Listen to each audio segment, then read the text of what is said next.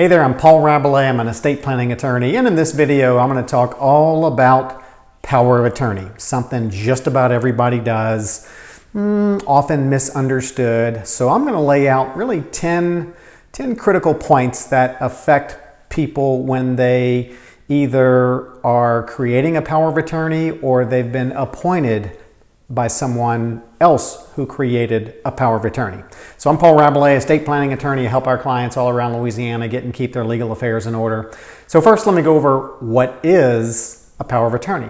So power of attorney is something that just about everybody does when they're getting all of their legal affairs in order, but it's an instrument or a legal document where you give someone else the authority to transact for you. And then we're going to dig into some of the details here. So I want to give you 10 key points about power of attorney.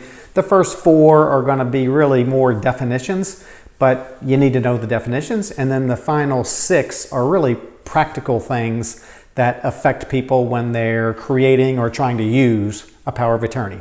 So point 1 is just a definition. And we hear people come in the office a lot and say, I think I want a general power of attorney. So, what does general mean? And general means that it's a comprehensive power of attorney. It's a power of attorney that you create where you designate someone to be able to do things like pay your bills and deal with third parties on your behalf. It's, designed to be comprehensive. So that's what the general power of attorney is. And some people, though they don't want a general power of attorney, they want what we often call a limited power of attorney. They might say, Paul, I'm going out of town for the next 3 weeks. My house is closing next week. I'm not going to be around. I want to appoint my friend Fred to have power of attorney, but I only want Fred to be able to, sign for me at the closing. I don't want Fred to be able to do anything else for me. So that's what's called a limited power of attorney. It's limited in its scope and its purpose. Sometimes it has a deadline. So that's that, power of attorney that you create for a limited purpose. Number 3, durable power of attorney.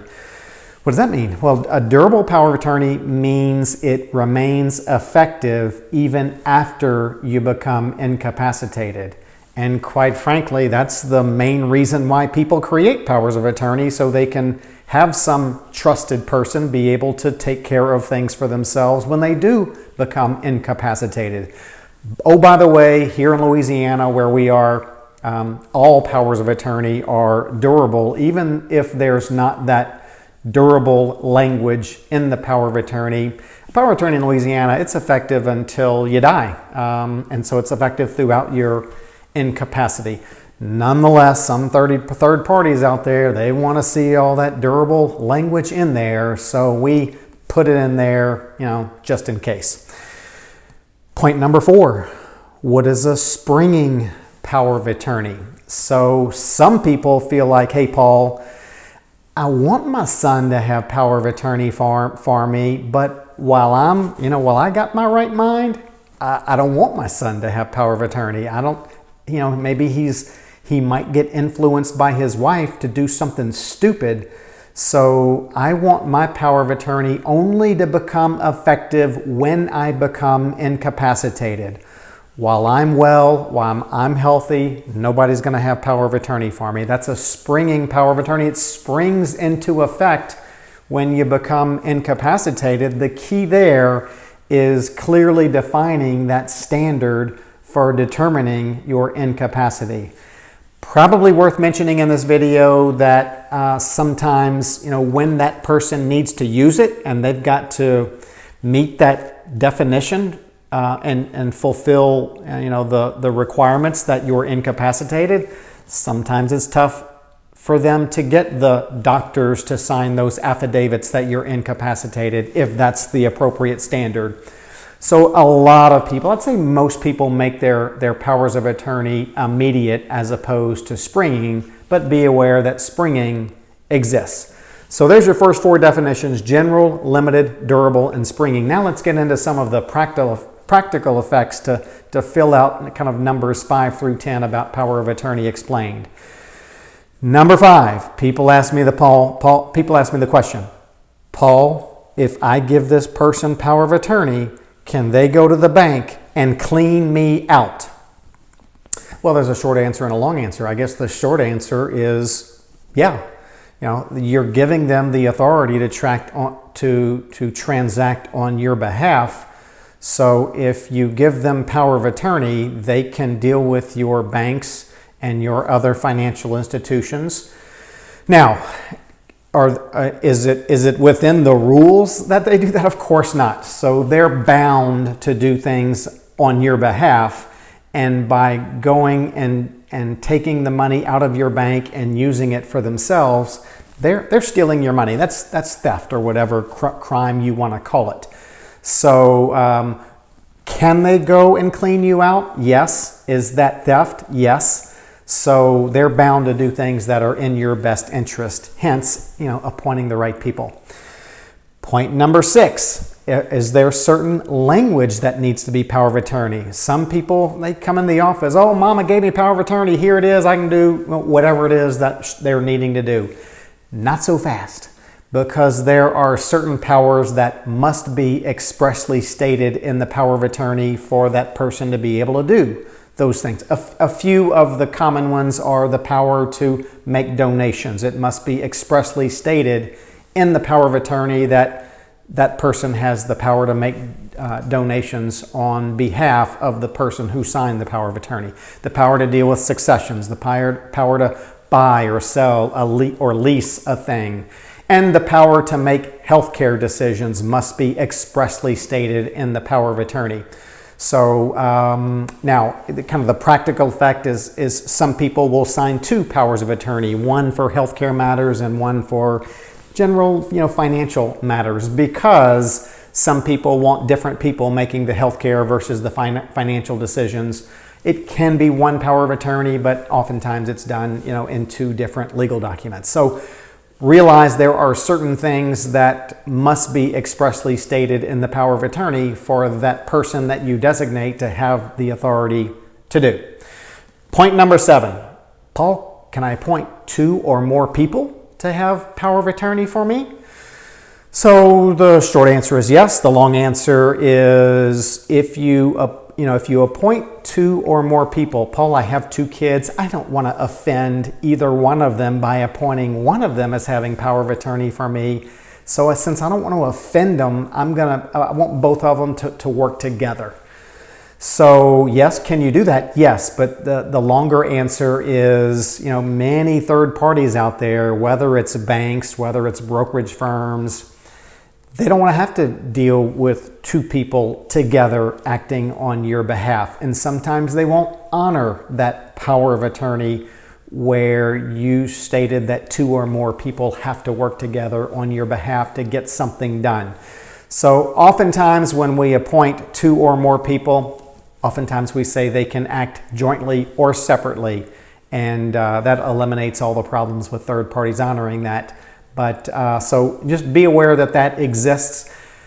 Point number 8, kind of for what I just said earlier, but worth reiterating, third parties can't be forced to honor your power of attorney.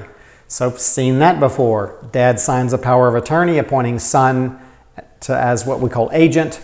Dad becomes incapacitated. Now son's got to deal with dad's business. So son goes to dad's bank, and for some reason, bank says, we're not going to honor it.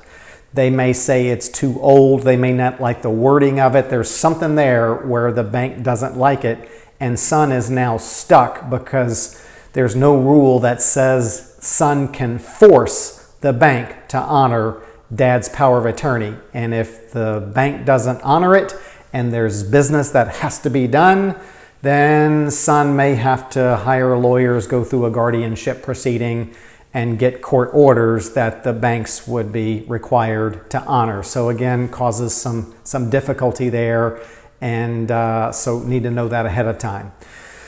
Point number 9, Paul, does the power of attorney have to be recorded? Does it have to be? No. But there may be some instances where third parties will require that your power of attorney be recorded, and then at the courthouse, and then the courthouse issues what's called certified copies of the power of attorney that third parties will rely on. Because it's just our power of attorney rules that say third parties, can rely on things that are recorded at the courthouse. So really, does it have to be recorded? Not necessarily. It depends on the third party that you're trying to present the power of attorney to. If you bring a copy of the power of attorney that your father signed, and you bring that to the bank and they say good enough for us, then there's no requirement that it be recorded. But if you're trying to sell dad's home and the title examiner says, son, we're not going to let you sign on behalf of dad until that power of attorney gets recorded, then it's going to need to get recorded. So there's, I've got to deal with those issues. And then maybe my 10th and final point is the power of attorney stops when you die. So sometimes mom comes into the office. Mom has a brokerage account at ABC brokerage firm. And mom says, this is going to be easy for my daughter to handle when I die because my daughter's got power of attorney. So when I die, my daughter can just go to ABC brokerage firm and she can have access and pay bills, divide up the investments among the kids. And that's going to be easy. She can avoid probate. Well, ain't going to happen, because if daughter has power of attorney, that power stops when mom dies, and then that account's going to be frozen, and ABC investment firm is going to need to see all of the necessary probate or succession court orders in order to release the funds to the heirs. So power of attorney stops when you die. All right, so the conclusion among all of that is, or what do you take away from it, is do these things, make these decisions while you're well. Once you become incapacitated, you cannot create a power of attorney. And by the way, if you're incapacitated and there's something that needs to be done on your behalf and you haven't done a power of attorney, then your loved ones are going to go through a treacherous court proceeding, which is no fun. It's called an interdiction.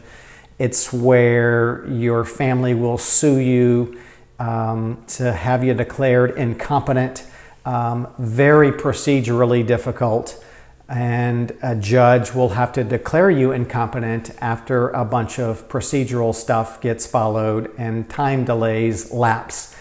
And then a judge will appoint someone to be your guardian. That's all in absence of having a power of attorney that works. So do this stuff while you're well, do it right, make informed decisions. And then the second piece of advice that I have is appoint people that you trust. And that's a tough one, because yes, you may trust this person and feel like they'll do a good job for you, but this person that you appointed may not get along with one of your other heirs or family members. And so you want to make sure that you appoint people who not only are going to do what is in your best interest, but you want to make sure that they're not going to do things in their best interest, particularly if they have relationship issues with other people who may inherit from you down the road. So appoint the right people, people that you trust, and people that are responsible, and people that you know are going to take actions that are 100% in your best interest. So what I want you to do in the comments below is, as they say, I saw an AARP statistic that about 70% of people over 70 have a power of attorney in place. So in the comments below, comment if you have one in place, and if so, what was the basis on how you selected the person that you gave power of attorney to? Was it because they were your oldest child, or was it because you trusted them a certain way? In addition, make sure you hit the subscribe button and the notification bell that pops up. That way, YouTube will keep you informed of other educational videos that we deliver. And then, of course, punch the thumbs up button so that YouTube will show this to more people, which is all fantastic. Okay, so that's the kind of basics power of attorney explained. It's just one piece of the overall comprehensive estate planning program that you need to put in place to keep things in the family and make it easy for those that you love and leave behind. So I'm Paul Rabelais. I hope this helps. Have a great day.